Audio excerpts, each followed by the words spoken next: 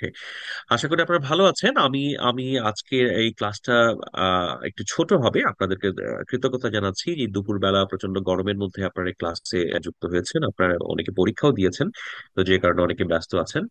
তো আমরা আমরা ঠিক আছে। আহ সম্ভবত ক্লাসে প্রজেক্টরে কোনোভাবে যুক্ত করেছেন আপনারা বা করতে পারছেন, এটা ওটা টেকনোলজিক্যাল বড় দিক। কৃতজ্ঞতা আপনাদের প্রতি যদি প্রজেক্টরের মাধ্যমে আপনারা ক্লাসটা কন্ডাক্ট করতে পারেন।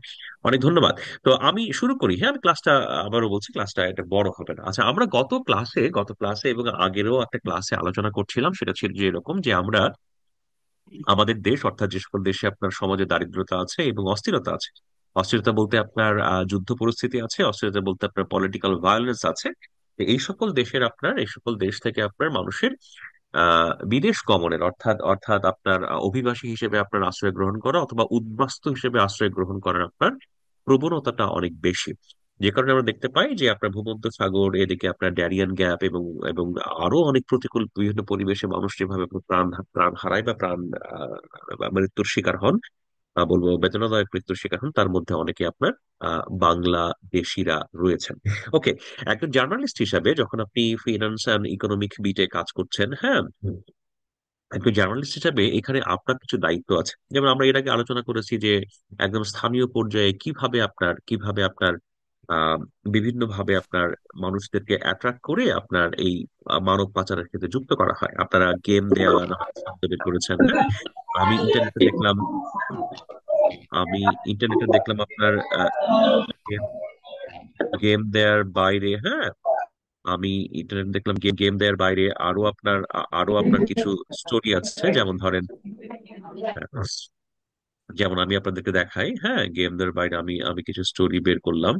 যেমন এই যে দেখেন, প্রথম একটা স্টোরি আছে, এটা বলছে বডি কন্ট্রাক্ট। হ্যাঁ, আমরা আমরা যে আলোচনা করছিলাম, আমরা যে আমরা যে আমরা যে আলোচনা করছিলাম যে আপনার একেবারে স্থানীয় যে সকল ওয়ার্ডিং, যার মাধ্যমে আপনার রিপোর্ট গুলোকে সুন্দর করা যায়, স্পষ্ট করা যায়, যথাযথ করা যায়, তার আপনার নানা কিছু আপনার আমাদের রিপোর্টের মধ্যে আমরা আমরা আনতে পারি। তো যাই হোক, আমি শুধু একটু একটা কথাই বলি যে আমি একটু ফলো করছিলাম আপনাদের স্টোরি গুলো, যে এই সংক্রান্ত রিপোর্ট আমরা কিভাবে করতে পারি। তো স্থানীয়করণের ক্ষেত্রে আরেকটা ওয়ার্ড আমি পেলাম, যেন বডি কন্ট্যাক্ট। মানে বডি কন্ট্যাক্টে আপনার মানব পাচার হয় এবং সেগুলো আপনার ইকোনমিক বা ফিনান্সিয়াল বিটের সাংবাদিকরা ভালো করে ফলো করতে পারে। It is not only the issue of economy, it is not only issue of earning, it is also the issue of crime too. হ্যাঁ, তো ক্রাইম বিটের সাংবাদিকরাও এটাকে আপনার ফলো ফলো করতে জীবন প্রয়োজন কয়টায়? জীবন কয়টায়? ফলো করতে পারেন। হ্যাঁ, তো আমি একটা ভিন্ন ভিন্ন প্রসঙ্গ আপনাদের সাথে শুরু করি। সেটা হচ্ছে এই যে কাজটা অর্থাৎ যথাযথভাবে রিপোর্ট করে আপনার এই বিষয়ে অবস্থান নেওয়া বা মানুষকে সচেতন করা। এখানে সারা ওয়ার্ল্ডে আপনার যারা আপনার এই ট্রাফিকিং বলেন, নানা ক্ষেত্রে আপনার ইলিগাল মাইগ্রেশন বলেন, এগুলোকে যারা নিয়ে আপনার কাজ করছেন, তারা এক তত্ত্ব বের করেছেন। সেই তত্ত্ব বা অ্যাপ্রোচের নাম হচ্ছে 4P। এটার নাম হচ্ছে 4P অ্যাপ্রোচ। এটা একটু খাতায় লিখবেন, এটা খুব গুরুত্বপূর্ণ আর কি। হ্যাঁ, যে রিপোর্টিং এর ক্ষেত্রে what what is 4P approach. যদি আপনার কখনো সুযোগ হয়, এটা একটু খাতায় লিখে রাখবেন বা জানার চেষ্টা করবেন। একজন জার্নালিস্ট হিসেবে এটা আপনার জানা খুব জরুরি। কারণ সাংবাদিকের দায়িত্ব শুধুমাত্র আপনার কোনো অপরাধ বা কোনো ধরনের খারাপ কিছু ঘটে যাওয়ার পরে সংবাদ করা নয়। সাংবাদিকের বড় দায়িত্ব হচ্ছে কিভাবে মানুষকে বিপদ থেকে বাঁচানো যায়, কিভাবে মানুষকে সচেতন করা যায়, সেই বিষয়টাও নিশ্চিত করা। তো ইন্টারন্যাশনালি এই যে আপনার প্রক্রিয়া, অর্থাৎ যার মাধ্যমে মানুষকে নিরাপদ রাখা যাবে, মানুষকে আপনার বিপদ থেকে রক্ষা করা যাবে, মানুষকে আপনার সচেতন করা যাবে, এই অ্যাপ্রোচটাকে আপনার ইন্টারন্যাশনালি বলা হয় 4P। 4P approach. তো what is the meaning of 4P approach? আপনার একটু দেখেন তো। আপনাকে দেখতে পাচ্ছেন আমি এটা 4P নামে একটা একটা একটা ইয়ে পেয়েছি। এটা কি পেয়েছেন? এটা কি দেখতে পাচ্ছেন? একটা সার্কেল, একটা একটা ম্যাপ কি আপনারা দেখতে পাচ্ছেন? আপনার কি একটা একটা একটা ম্যাপ না দেখতে স্যার। পাচ্ছেন? আচ্ছা, এটা কি আবার মনে হয় শেয়ারিং এ দিতে হবে। আমি দেখি আবার একটু শেয়ারিং এ দিই। হ্যাঁ, এটা আবারও আবারও আমি শেয়ারিং এ দিই, স্ক্রিন শেয়ার দিয়ে। হ্যাঁ, হ্যাঁ, এবার দেখেন, দেখা যায় কিনা। এবার কি দেখতে পাচ্ছেন স্ক্রিনটা?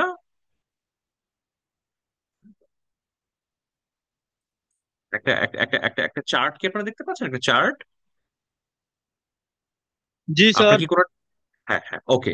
এইটা হচ্ছে দেখেন, এটা যখন যখন একজন জার্নালিস্ট কাজ করবে, আমি আপনাদেরকে আবার বলছি, জার্নালিস্ট যখন কাজ করবেন তখন কিন্তু জার্নালিস্টের নানা কিছু, অর্থাৎ একটা দেশের এক্সিস্টিং ল, এক্সিস্টিং গাইডলাইন্স, হ্যাঁ, এগুলো কিন্তু জার্নালিস্টকে আপনার খুব ভালোভাবে জানতে হবে। তো বলা হচ্ছে হিউম্যান ট্রাফিকিং বা এই ধরনের অপরাধগুলোকে আপনার কমব্যাট করা, এই কমব্যাট করার ক্ষেত্রে 4P অ্যাপ্রোচ নামে একটা অ্যাপ্রোচ আছে, যে অ্যাপ্রোচটার কথাটা আপনাদের সবার জানা প্রয়োজন বলে আমি মনে করি।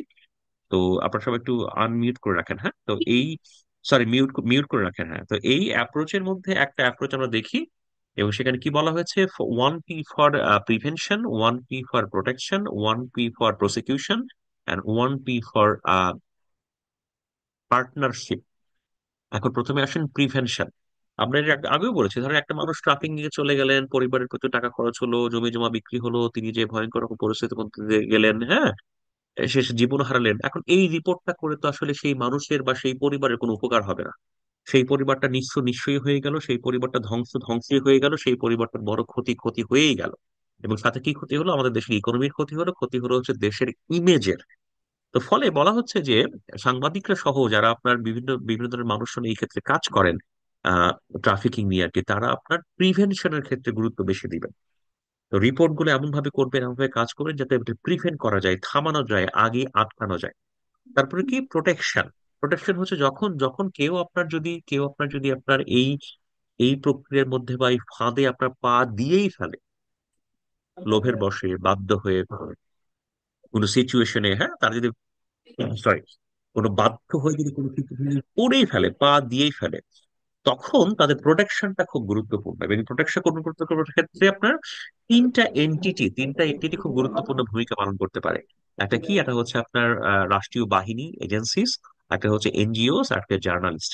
এই তিনটা কমিউনিটির মধ্যে আমাদের যেহেতু কাজটা জার্নালিস্ট কমিউনিটিকে নিয়ে, তো আমাদের সবসময় চিন্তা করতে হবে যে কেউ যদি আপনার উদ্বাস্তু হওয়ার বা আপনার অবৈধ অভিবাসী হওয়ার প্রক্রিয়ার মধ্যে পা দিয়েই ফেলে কোনো কারণে, তখন সেই ভিকটিমটা, যে ভদ্রলোকের শিকার হয়েছেন বা ভদ্র মহিলার শিকার হয়েছেন, তার তার বেস্ট ইন্টারেস্টটা কিভাবে রক্ষিত হবে, তার বেস্ট ইন্টারেস্টটা কিভাবে প্রোটেক্ট করা হবে, সে বিষয়ে আসলে সাংবাদিককে খেয়াল রাখতে হবে।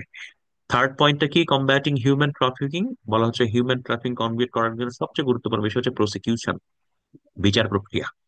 অর্থাৎ যারা আপনার বাংলাদেশের যে সকল ব্যক্তিরা আপনার এই কর্মকাণ্ডগুলো যুক্ত, তাদের আপনারা যথাযথভাবে শাস্তির আওতায় আনা, তাদেরকে আপনার শাস্তি দেয়া, শাস্তি নিশ্চিত করা। তার জন্য বাংলাদেশের law order enforces agencies, investigative agencies এবং জুডিশিয়ারি সিস্টেম, সবকিছু মিলে যাতে আপনার এই এই অপরাধীদেরকে আপনার যথাযথ শাস্তি দেয়া যায়, সেই বিষয়ে ফোকাস করা, সেই বিষয়ে সচেতন হয়ে সাংবাদিককে আপনার সাংবাদিকতা করা। তো সো এটাও একটু মাথায় রাখা। Fourth, the last point is partnership. দেখেন, আমি আপনাকে খুব সহজ করে বলছি, যখন একটা মানুষ আপনি ইউরোপে যেতে যায়, আমার জানা মতে এই ভদ্রলোক বাংলাদেশ থেকে কোথায় যায়? বাংলাদেশ থেকে প্রথমে যায় হচ্ছে আপনার আফ্রিকার কোন একটা খুবই অনুন্নত দেশে, ধরেন ইরিত্রিয়া, সোমালিয়া, সেখানে যায়। সেখান থেকে আপনার সড়ক পথে বলেন, গাধার পিঠে চড়ে বলেন, অন্য কিছু করে সেখান থেকে হয়তো লিবিয়াতে ঢোকে। লিবিয়া থেকে ভূমধ্যসাগরের তীর, ভূমধ্যসাগর থেকে ভূমধ্যসাগর, তারপর হচ্ছে ইতালি। এটা হচ্ছে নর্মাল রুট। সে যদি আপনি আমেরিকাতে যেতে চায়, আমেরিকাতে যেতে প্রথম রুট কি, সে কোনোভাবে বাংলাদেশ থেকে আপনার টুরিস্ট ভিসা বলে কোনো কিছু করে আপনার যাবে হচ্ছে আপনার সাউথ আমেরিকাতে। সাউথ আমেরিকা থেকে দীর্ঘ পথ পাড়ি দিয়ে সামহাও আপনার কলম্বিয়ার মধ্যে দেশে যাবে হচ্ছে আপনার পানামাতে। পানামার পরে ড্যারিয়েন গ্যাপ, তারপরে হচ্ছে সম্ভবত মেক্সিকো, তারপরে হচ্ছে আপনার ইউনাইটেড স্টেটস অফ আমেরিকা। এবং খেয়াল করে দেখেন, এই যে পুরো প্রক্রিয়াটা, পুরো জায়গাটা, এই জায়গাটা কিন্তু বিভিন্ন দেশের সাথে যুক্ত, যাকে আমরা বলি ক্রস বর্ডার ট্রাফিকিং বা ক্রস বর্ডার ক্রাইম। এটা ক্রস বর্ডার ক্রাইমের সাথে যুক্ত, অর্থাৎ একটার পরে আরেকটা দেশ, একটার পরে আরেকটা অঞ্চল, একটার পর আরেকটা অথরিটি, তারা কিন্তু কানেক্টেড। এবং সবার উপর হচ্ছে IOM, ইন্টারন্যাশনাল মাইগ্রেশন অর্গানাইজেশন। সবার উপর কি, UNHCR। এই যে সবার সাথে কানেক্ট হয়ে, সবার সাথে যুক্ত হয়ে, উপরে আপনার ইন্টারপোল আছে, নানা ধরনের ইন্টারন্যাশনাল এজেন্সিজ আছে, সবার সাথে যুক্ত হয়ে তাদের আপনার এখতিয়ার, তাদের কাজ করার ক্ষেত্র, তাদের কাজ করার জায়গা, তাদের কাজ করার ক্ষেত্র,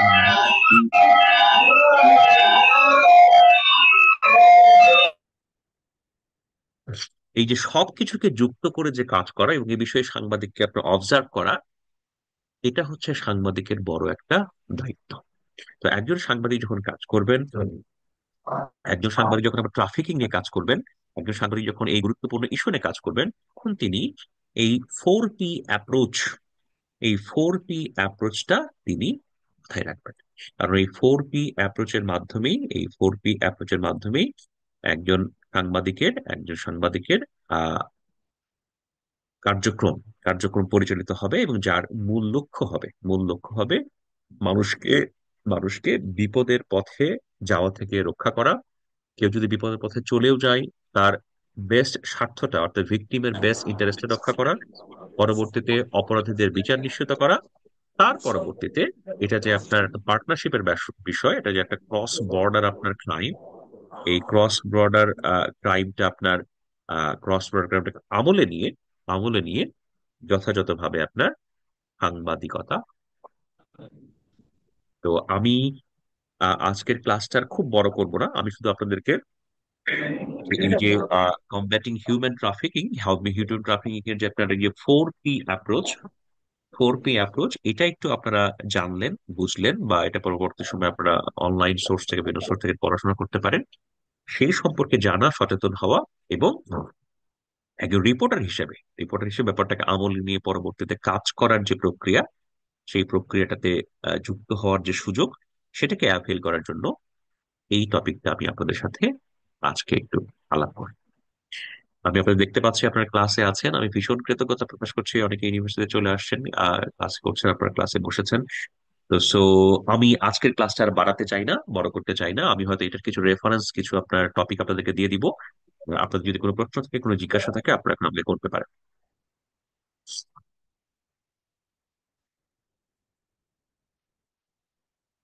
এনিথিং? এটাতে বলে মাহমুদুল হাসান, কারো কোনো প্রশ্ন, কারো কোনো জিজ্ঞাসা, কারো কোনো পরামর্শ? এই যে পরিচিত সমস্যা সমাধান হ্যাঁ, আপনাদের পরীক্ষা। স্যার আসসালামু আলাইকুম। ওয়ালাইকুম আসসালাম, বলেন। স্যার বলেন। আগামীকালকে যারা মিড মিস করেছে তাদের মিড নেওয়ার কথা কোন আগামীকাল আপনাদের সময় মিড নেবেন? এর পর মিড আমি 12টার সময় নিব, হ্যাঁ। জি স্যার। দুপুর 12টার সময়ে স্যার বিভাগে 11টা থাকবে। থেকে নেওয়া যায় না স্যার? অনেক লেট বুঝি না। হয়ে যায় স্যার। 11টার সময় দিতে যাচ্ছেন? 11টার দিকে নেওয়া যায় না? আচ্ছা, ঠিক আছে, আমার একটা মিটিং আছে, আমি মিটিংটা যদি কোনোভাবে করতে পারি, আমি অবশ্যই 11টায় নিব, ঠিক আছে। আমি সকালবেলা কনফার্ম করবো, আপনার 12টার জন্য প্রস্তুতি রাখবেন। যদি সম্ভব হয়, আমি আপনাকে রাতের বেলা জানিয়ে দিব যে 11টায় নেওয়া যাবে কিনা, হ্যাঁ। বলেন বলেন। জি sir, thank you Ibrahim, sir. Ibrahim কিছু বলবেন? ইব্রাহিম? ওকে। টপিক কি ফার্স্ট যে টপিক গুলো ছিল সেটাই? আচ্ছা, যারা যারা যারা আপনার first mid second mid miss করেছেন, তাদের পরীক্ষাটা হবে ফার্স্ট মিড সেকেন্ড মিড মিলে দুইটারই আপনার সকল টপিক পড়ে আসবেন, সেখান থেকে পরীক্ষা হবে, ঠিক আছে। হ্যাঁ, ঠিক আছে, তাহলে তাহলে শেষ করি আপনাদের অনুমতি নিয়ে। আপনারা অনেক পরিশ্রম করছেন, কষ্ট করছেন, রোদের মধ্যে কষ্ট করে আপনাদের অনেক কঠিন সময় কাটছে আপনাদের। তো আমি আপনাদের সবার প্রতি কৃতজ্ঞতা প্রকাশ করছি। এটা আমি আপনাদের ভিডিওটা দিয়ে দিব, হ্যাঁ। যারা ছোট টপিক আমরা আজকে পড়েছি, ভিডিওটা দিয়ে দিব, আপনারা আপনারা পরবর্তীতে আপনাদের মতো করে ব্যবহার করতে পারবেন। অসংখ্য ধন্যবাদ, ভীষণ আন্তরিকভাবে কৃতজ্ঞতা প্রকাশ করছি আপনাদের সাথে। নিশ্চয়ই কালকে দেখা হবে। আমি আপনাদের সবার সবার সুস্বাস্থ্য কামনা করছি। শুধু এটুকু বলি, সাবধানে চলবেন সন্ধ্যার পরে এবং খুব আর্লি মর্নিং এ। আমাদের হয়তো নানা ক্ষেত্রে আপনার সিকিউরিটি মিনিমাইজ হয়ে গেছে, সেটা মাথায় রেখে সাবধানে চলবেন, নিরাপদে চলবেন, পরিবারের সবার প্রতি যত্নশীল থাকবেন। ধন্যবাদ সবাইকে, সবাই অনেক ভালো। Thank you. আসসালামু আলাইকুম।